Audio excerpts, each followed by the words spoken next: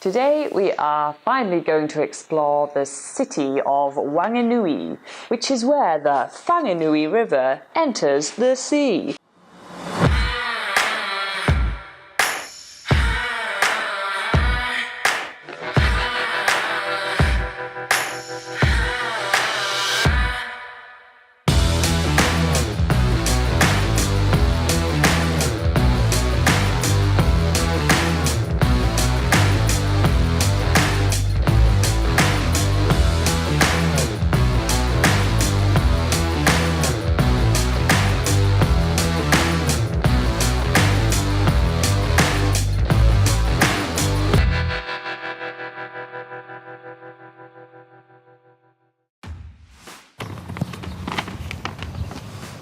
I'm not afraid to take a stand. Everybody can take my hand.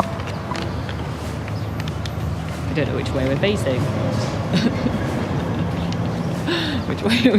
which way are we facing? Laura's in charge of the map today. She's directing us through the beautiful Wanganui town. Okay, let's go. I know where we're going. We're just gonna go up one more time and then we're gonna turn right. Today we are going to be following the advice of Matt, which is one of the owner of the 42B College House hostel where we're currently staying. When we checked in, he actually took the time to write a whole map and a whole lot of things that we should be seeing around the area, the city center of Wanganui. So he took the time to give us so many recommendations that would be rude of us not to check them out, right? So we are going to be following his advice and going to all the streets that he told us to and check out the main highlights of the city. Halfway down Victoria Avenue is this big square with a few museums and art galleries, and we see a big sign saying free entry into the Wanganui Museum, so of course we head into there. It's about the social history of the region. So we have obviously the Maori side of things, the Maori artifacts that were found in the region. For instance, they have 3 giant war canoes / Maori wakas. There's that whole section, that whole really fascinating Maori history.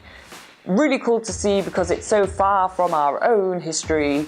And then we get the European settlers' history side. We're done at the museum and we keep on walking down Victoria Avenue. We stumble upon a lot of pretty old buildings and other phone booths, and then a lovely steampunk shop. So steampunk is always a culture that has interested me. It's really kind of alternative and it always looks really cool. I'm a bit like Mad Max fan and those kind of things, so I think that's pretty awesome. All down this street, there's loads of different Victorian style buildings, I think. They're all colourful and flamboyant.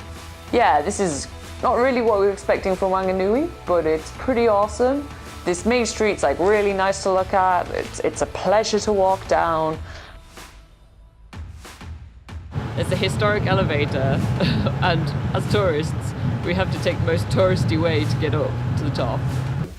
So walking toward the elevator, there is a massive Maori wall, which I am not 100% sure why it's there. I don't know what's the Maori significance of that specific tunnel and everything. I couldn't find out some information, but it looks really cool. You get a lot of tikis, which are some poles and totems, and all the faces are sculpted differently, which is pretty epic. So we make our way toward the tunnels, looking at each of those faces that are looking back at us.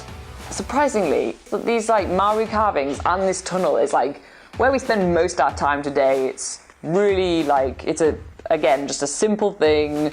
It's a tunnel, but tunnels are so cool. The historic elevator is down a tunnel which goes on for ages, and it is has the most hilarious echo. It's an echo of 1 second delay, so if you make a really short burst of the sound, a second later you'll hear it at the other side of the tunnel, and we just have so much fun with that. It's just a simple thing, but we're just shouting down this tunnel for ages.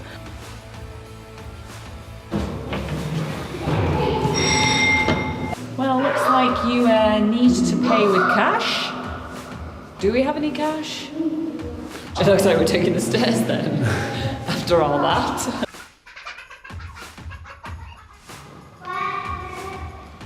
Hey Laura! Hey Robin. You got packed? There is massive ruckus when we hear the elevator arriving. We step in and Laura pays the lady. I don't think you can see how much it rocks on camera, but seriously it was rocking quite a lot and I did not feel safe. But after this extreme elevator in Wanganui, we are finally up the hill and ready to climb the water tower. We may have avoided taking the steps to get up to this water tower, but there is no avoiding taking the steps to get to the top of the water tower. That's the second water tower we are climbing in the last week. I feel like I have a certain connection with water tower now. We went up the Hawera water tower and my god, that was quite the climb. But this one is just no breaks between steps. This is just a relentless spiral staircase all the way to the top.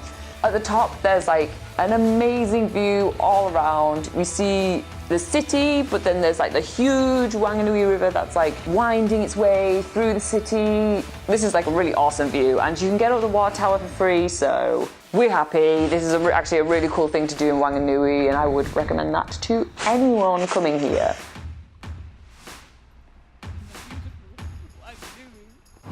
So we are currently in Wanganui. on the Whanganui River.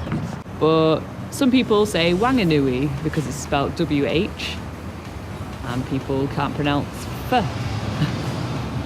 So how do you spell the town that we are in right now? Well, the town has changed its name from Whanganui to Wanganui, so it's now spelled W-A-N-G-A-N-U-I.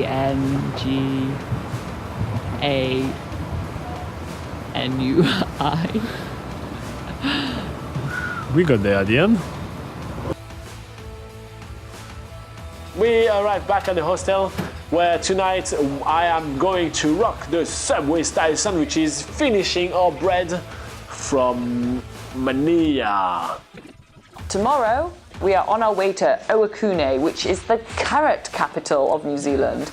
Oh my god. Whew. We've seen a lot of capitals in New Zealand so far. By far, Mania, bread capital, has been my favourite one so far. I can't wait to see the carrot capital.